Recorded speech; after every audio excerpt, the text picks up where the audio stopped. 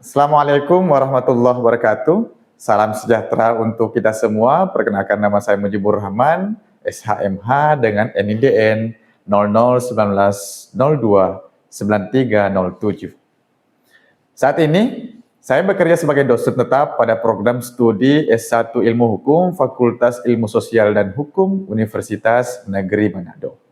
Video ini saya buat sebagai bentuk pertanggungjawaban dan refleksi atas dedikasi atas perjalanan saya dalam Tridharma Perguruan Tinggi, meliputi pendidikan, pengajaran, penelitian, dan pengabdian kepada masyarakat. Melalui video ini, saya berharap dapat memberikan gambaran komprehensif mengenai kontribusi dan capaian-capaian saya selama berkarya sebagai seorang pendidik. Pada kesempatan kali ini, izinkan saya untuk memaparkan pernyataan diri dosen dalam untuk kerja Tridharma Perguruan Tinggi atau PDD UKTPT dalam bidang pengajaran sebagai salah satu syarat untuk mengikuti sertifikasi dosen tahun 2026. Dalam mengajar, saya menggunakan 3 komponen utama pembelajaran, yakni dengan mengacu pada DEA, Delivery, Interaction, and Assessment. Pada pemaparan kali ini, saya akan menjelaskan bagaimana menerapkan 3 komponen utama dalam pembelajaran. Komponen delivery saya akan menjelaskan mengenai deskripsi mata kuliah, capaian pembelajaran, materi pembelajaran, dan metode pembelajaran. Untuk komponen interaction saya akan menjelaskan mengenai strategi pembelajaran interaktif guna meningkatkan interaksi antara dosen dan mahasiswa dalam proses pembelajaran. Untuk komponen asesmen saya akan menjelaskan sistem penilaian mata kuliah yang saya ampuh. Yang terakhir, saya akan menayangkan rekaman video proses pembelajaran tatap muka secara langsung yang telah saya laksanakan. Untuk komponen asesmen saya akan menjelaskan sistem penilaian mata kuliah yang saya ampuh. Yang terakhir, saya akan menayangkan rekaman video proses pembelajaran tatap muka secara luring yang telah saya laksanakan. Salah satu mata kuliah yang saya ampuh yaitu mata kuliah Hukum Tata Negara dengan kode mata kuliah MB26, 24, 214 yang memiliki bobot 3 SKS.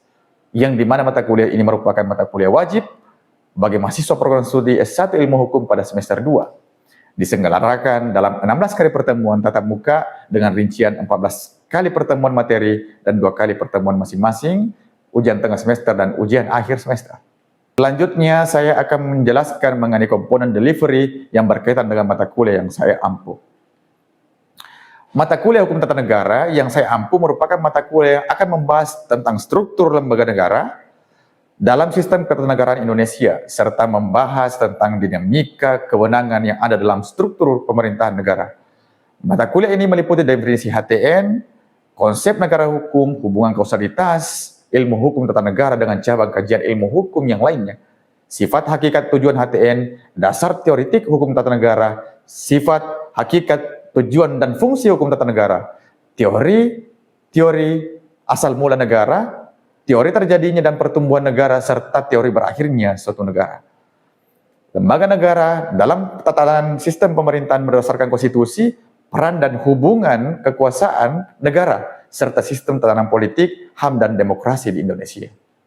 Capaian pembelajaran atau CPL menurunkan capaian pembelajaran mata kuliah CPMK, kemudian CPMK menurunkan sub CPMK. Seluruh capaian pembelajaran lulusan yang diturunkan harus sejalan dengan profil lulusan. Adapun capaian pembelajaran tersebut terdiri dari 4 aspek, yaitu sikap, keterampilan khusus, keterampilan umum, dan pengetahuan. Kemudian dari capaian pembelajaran lulusan diturunkan menjadi capaian pembelajaran mata kuliah atau CPMK, dan CPMK menurunkan beberapa sub CPMK. Sub CPMK 1. Mahasiswa mampu menjelaskan pengertian mata kuliah Hukum Tata Negara.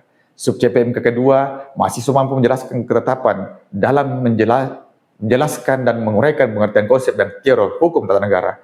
Sub CPMK ketiga, mahasiswa mampu menjelaskan dan menguraikan. Sub CPMK ketiga, mahasiswa mampu menjelaskan dan menguraikan hierarki perundang-undangan.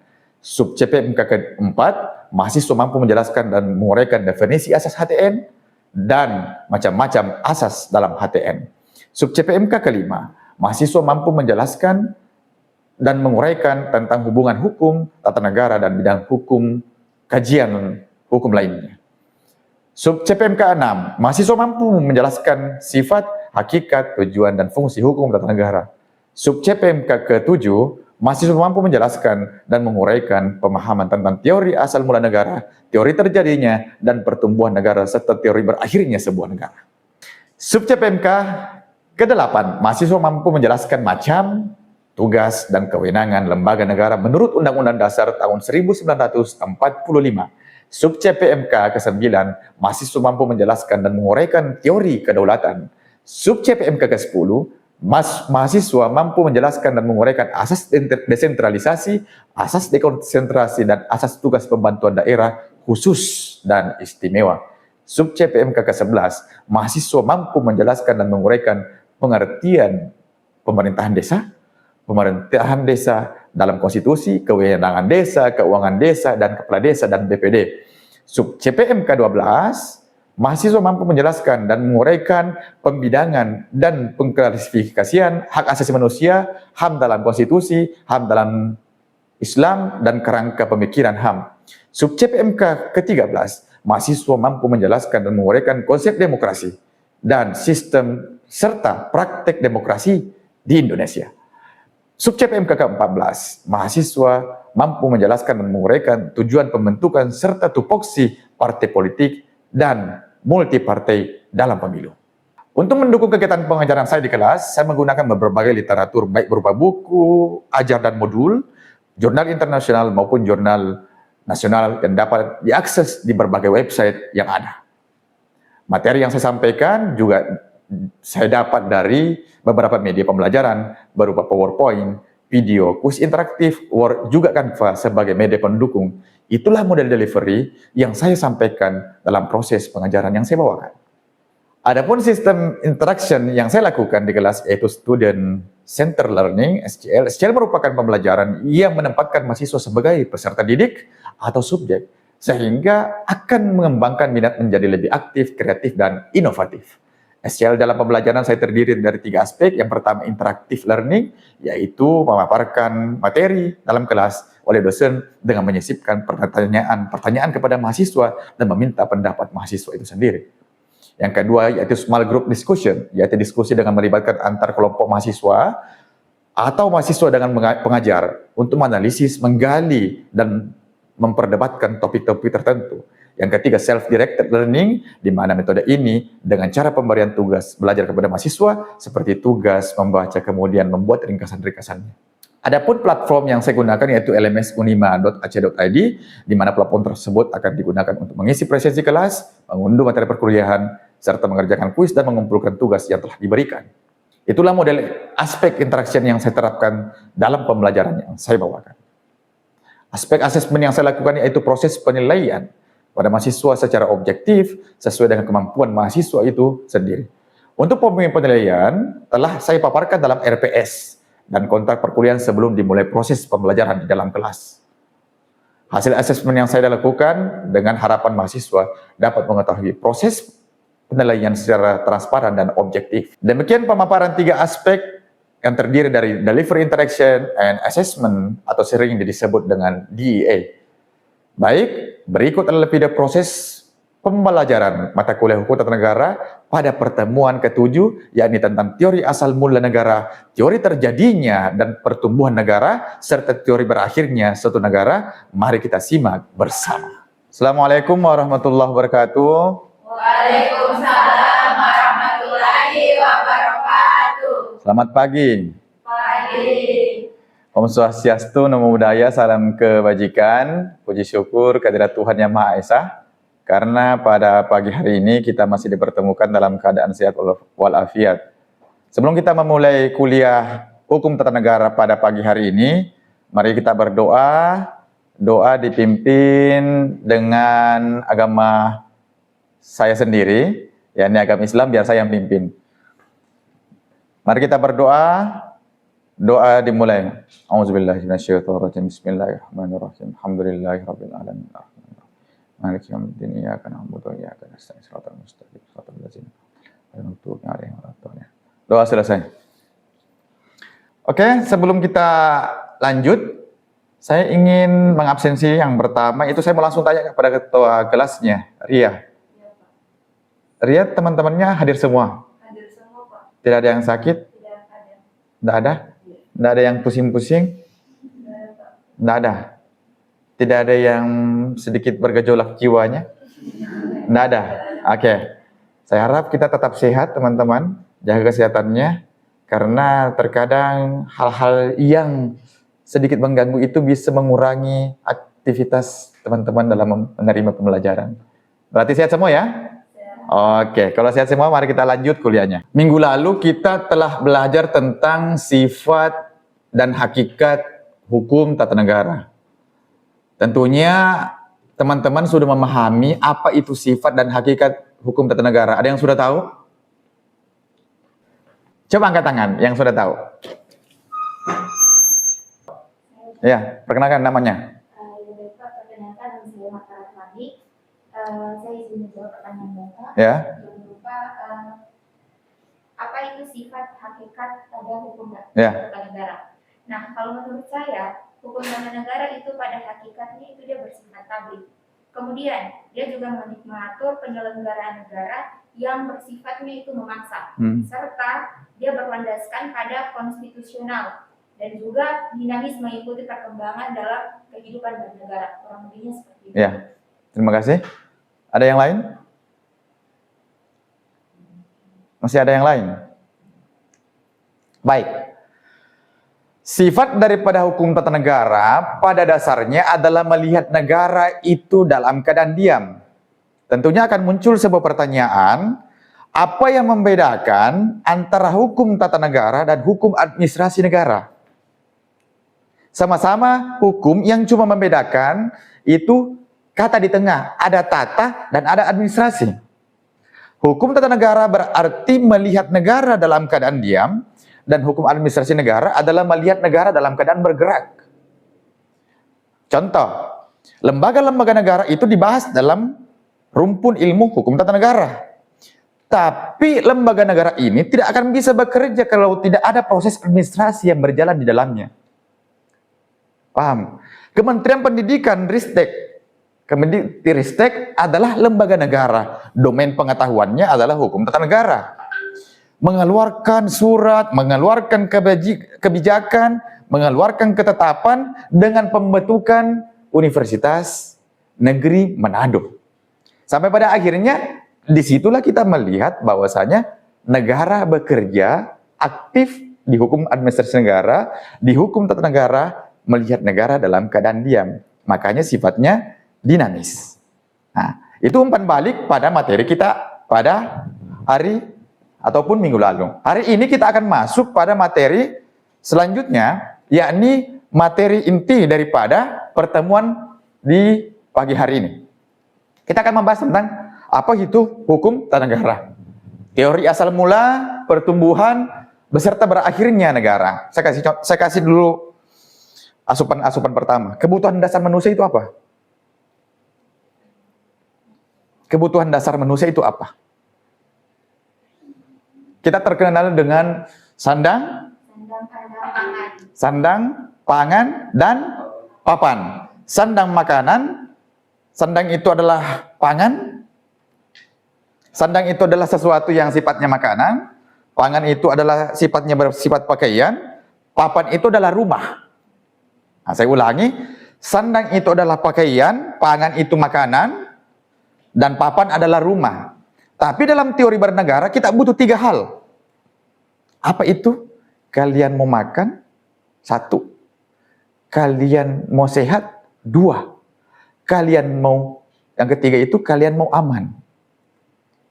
Makan, sehat, aman. Itu tujuan kita bernegara. Makan, sehat, aman. MSA. Bernegara tujuannya adalah apa? Ini terjawab di slide code nomor 2. Memahami esensi negara. Oke, apa itu esensi negara? Apa itu negara? Organisasi kekuasaan yang mengatur kehidupan bersama secara tertib dan berkeadilan. Jadi negara itu adalah organisasi kekuasaan. Makanya kalau kita kuliah, kita menginginkan ada yang dimaksud dengan berorganisasi. Karena cara mengatur negara ini Sama halnya kalau kita berorganisasi dengan organisasi-organisasi pada saat kita kuliah. Di masa Yunani, fajar pemikiran politik. Ada yang kenal Sokrates? Ya, siapa Sokrates? Dia kayak filsuf, Pak. Ya, saya tidak kenal Sokrates karena saya tidak hidup di zamannya. Ya, bukan sepupu saya. Toh? Tapi saya tahu dia itu di buku-buku. Sokrates itu adalah gurunya Plato. Jadi Plato itu adalah murid. Plato punya murid namanya siapa? Aristoteles. Plato tidak punya buku, tapi catatan-catatan pemikirannya dituliskan oleh Plato. Nah, Plato punya murid namanya Aristoteles. Sokrates mengatakan negara sebagai wadah keberadaban, tempat manusia mencapai nilai luhur. Sokrates itu dia punya kebiasaan unik. Sokrates itu dia hidup di zaman Yunani, setiap hari pergi ke pasar. Dia bertanya, untuk apa kamu ke pasar? Untuk berjualan. Setelah berjualan kamu apa? Nah, untuk makan. Setelah makan untuk apa? Supaya sehat. Setelah sehat itu untuk apa?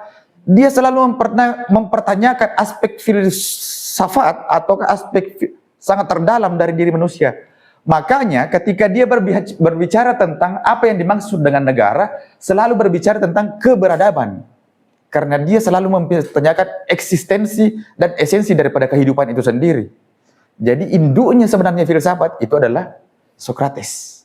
Selalu mempertanyakan eksistensi, selalu mempertanyakan esensi daripada kehidupan. Jadi jangan sampai kita hidup ini sebagai realitas, lawan daripada realitas adalah mencari makna. Ini adalah kejadian, saya kasih contoh ya. Ini adalah kejadian. Apa yang tersisa dari kejadian ini? Saya bilang hari ini, sekarang itu sudah menjadi sejarah, masa lalu. Apa yang tersisa dari kejadian hari ini setelah kita pulang? Meaning, reality versus meaning. Kenapa kalian ketika di masa lalu itu menertawakan kenangan-kenangan? Karena kalian mengambil makna daripada masa lalu itu. Kenapa ketika kalian putus cinta, awalnya menangis, tahun depan sudah menertawakan? Karena kalian mengambil makna dari kehidupan itu. Sokrates bicara itu. Nilai luhur. Tragedi, kejadian pertama tragedi, kejadian berulang menjadi komedi. Sesuatu yang menyakitkan hari ini akan menjadi tertawa di kemudian hari. Terus Sokrates bicara itu. Ketika kita sambungkan berbicara tentang nilai luhur. Ada seorang filsuf dia bilang begini, the other people is hell. Orang lain adalah neraka. Itu harus dicurigai. Semua ucapan orang harus dicurigai. Apa kepentingan dia mengucapkan itu? Contoh, ada teman lama. Tiba-tiba chat, Assalamualaikum, bagaimana kabar? Tak curigai, mau pinjam uang. Iya kan? Atau kan dia betul-betul butuh sesuatu yang dimana sebenarnya tidak mau pinjam uang, tapi kita harus curiga. I think I doubt. Saya berpikir, maka saya ragu. Oke? Kita masuk teori kekuatan, force theory. Karl Marx bilang begini, negara sebagai alat penindas ekonomi kelas penguasa. Kelas-kelas di dalam masyarakat itu diciptakan dan dihadirkan dalam buku Karl Marx yang bernama Das Kapital. Dia mengatakan bahwasanya masyarakat itu adalah pertentangan kelas mustakbirin dan mustad'ifin. Apa itu mustakbirin? Kelompok yang kuat, mustad'ifin kelompok yang lemah. Kalau dalam bahasa kerennya, ada kelompok borjuis, ada namanya kelompok proletar. Borjuis itu adalah orang yang kaya, proletar adalah yang misalnya yang miskin. Kaya menindas yang miskin, berkuasa menindas yang tidak berdaya. Makanya Karl Marx mengatakan bahwasanya negara itu hadir karena ada terjadi pertentangan kelas. Ada yang mengatur, ada yang diatur, ada yang berkuasa, ada yang dikuasai, ada miskin dan ada yang kaya. Karl Marx. Machiavelli punya buku namanya El Prince. Kalau bahasa Indonesianya Sang Pangeran.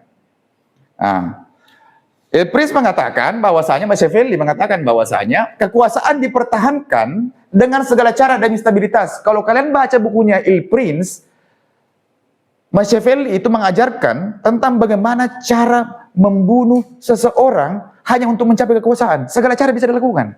Salah satunya adalah membunuh pamannya sendiri. Prince, sang pangeran membunuh pamannya untuk mencapai puncak kekuasaan. Lanjut. Negara baru di antara negara. Terjadi pada masyarakat yang sudah bernegara dan memerlukan pengakuan. Ada de facto, ada de jure. Saya kasih contoh ya, apa yang dimaksud dengan antara de facto dan de jure. Apakah kamu ada? Apa yang membuktikan bahwa kamu ada? Masih ada di sini. Kamu melihat dia ada? Melihat. Kamu melihat dia ada? Kamu melihat ada? Berarti secara de facto ada. Pertanyaannya, apakah secara hukum kamu ada?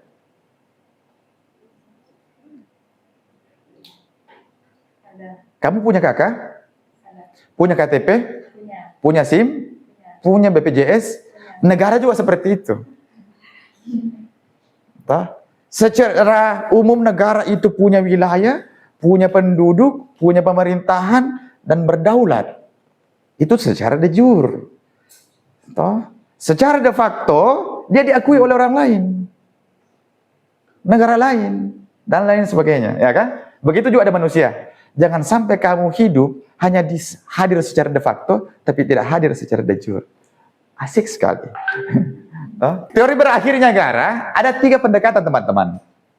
Yang pertama adalah negara lenyap akibat penaklukan, aneksasi, atau pemecahan wilayah. Yang kedua, hukum dan politik. Hilangnya unsur negara, rakyat, wilayah, atau pemerintah berdaulat menghapus eksistensi hukum internasional. Yang terakhir adalah kegagalan sistem pemerintahan atau revolusi sosial yang mendasar pemicu krisis multidimensi. Saya kira cukup untuk slide mengenai mata kuliah hukum tata negara. Saya berharap dari penjelasan saya itu muncul celah kekosongan di otaknya teman-teman untuk bertanya. Ya, khususnya mengenai negara. Ada negara yang presidennya ditangkap, misalnya Presiden Venezuela misalnya. Tuh. Ada yang negara tiba-tiba bubar dan tidak pernah ada. Saya harap materi ini akan menggugah kritis berpikir teman-teman untuk bertanya. Oke? Ada yang bertanya? Bertanya dong. Saya, Pak. Ya, coba. Apa pertanyaannya? Assalamualaikum warahmatullahi wabarakatuh. Ya. Assalamualaikum warahmatullahi wabarakatuh. Perkenalkan, nama saya Ria. Saya ingin bertanya seputar wilayah batas, Pak. Apakah suatu tempat kosong bisa langsung diklaim jadi wilayah satu negara? Oke. Apakah suatu wilayah tak bertuan itu bisa diklaim sebagai ataukah awal mula terbentuknya negara? Dalam teori terbentuknya negara kan kita kenal ada namanya teori okupasi. Okupasi ini pernah terjadi. Pernah dengar pulau yang diklaim oleh Malaysia, Sipadan dan Legitan? Ya kan? Pernah dengar kan? Pulau Sipadan dan Legitan itu memang berada di wilayah batas antara Malaysia dan Indonesia. Tapi yang mengelola pulau itu bertahun-tahun adalah Malaysia. Sampai pada akhirnya dibawa di peradilan internasional yang memiliki pulau itu jatuh ke tangan Malaysia. Meskipun berada di wilayah Negara Kesatuan Republik Indonesia. Karena kenapa? Ada teori namanya teori okupasi. Teori pendudukan wilayah tak bertuan. Jadi pertanyaannya, apakah boleh wilayah tak bertuan itu diambil oleh suatu negara ataukah diklaim sebagai negara? Iya, boleh. Selama dia tidak bertuan. Lanjut, ada pertanyaan berikutnya? Saya, Pak. Ya, lanjut. Perkenalkan, nama saya Reni Febrianti Mahyadi. Di sini saya akan bertanya, apa yang terjadi pada suatu negara jika wilayahnya hilang akibat bencana alam? Ya, syarat terjadinya sebuah negara itu kan ada wilayah. Kalau wilayahnya hilang, maka syarat administratif yang dicatatkan dan diakui oleh dunia internasional juga hilang, maka negara itu pun juga hilang. Ada pertanyaan yang lain, yang terakhir? Ya. Juga perkenalkan, nama saya Marta Ratwani. Ya. Sebelumnya terima kasih Bapak atas penyampaian materinya. Ya. Materi pastinya cukup menambah wawasan baru bagi kami. Nah, bunyi pertanyaan saya di sini, siapa yang berhak memegang kekuasaan tertinggi saat awal pembentukan suatu negara ini? Ya, pernah baca teori kontrak sosial? Ada buku judulnya Du Kontrak Sosial. Du Kontrak Sosial menyatakan bahwasanya hidup dalam bermasyarakat dan bernegara tidak lepas daripada kompromi-kompromi atas kepentingan. Kompromi-kompromi atas kepentingan. Kenapa kita bernegara? Karena kita mau aman. Kepentingan kita mau diakomodasi dan tidak terbentur dengan kepentingan orang lain. Bayangkan dalam sebuah negara tidak ada aturan. Tidak ada orang yang menjadi patron sehingga aturan itu bisa dijalankan. Ini mau makan nasi, ini juga makan nasi, uangnya 1.000. Ini uangnya 2.000, saya penjualnya. Berkelahi, mi? Tidak mungkin, toh? Tentu ada aturan. Harganya adalah nasi kuning 10.000 kalau dia telur. Ini 10.000 kalau dia telur. Kepentingannya sama mau makan nasi. Tapi harus dibatasi. Ini satu porsi, ini satu porsi. Tambah-tambah sedikit, bos. Nah, itu tergantung daripada siapa yang memberikan aturan. Nah, yang menjadi pertanyaan adalah siapa yang menjadi pemimpin ketika terbentuknya sebuah negara baru. Kembali ke teorinya adalah Du Kontrak Sosial. Kesepakatan daripada orang-orang yang mendiami suatu wilayah untuk mengangkat suatu patron yang bisa menjadi pemimpin. Iya. Kompromi-kompromi atas kepentingan sehingga ditunjuklah siapa yang akan menjadi pemimpin. Intinya jangan menjadi negara boneka. Karena terkadang di luar sana ada negara tapi presidennya dipilih oleh orang yang memegang kekuasaan di negara lain. Bukan daripada keinginan masyarakatnya. Makanya ikuti pemilu. Karena kenapa?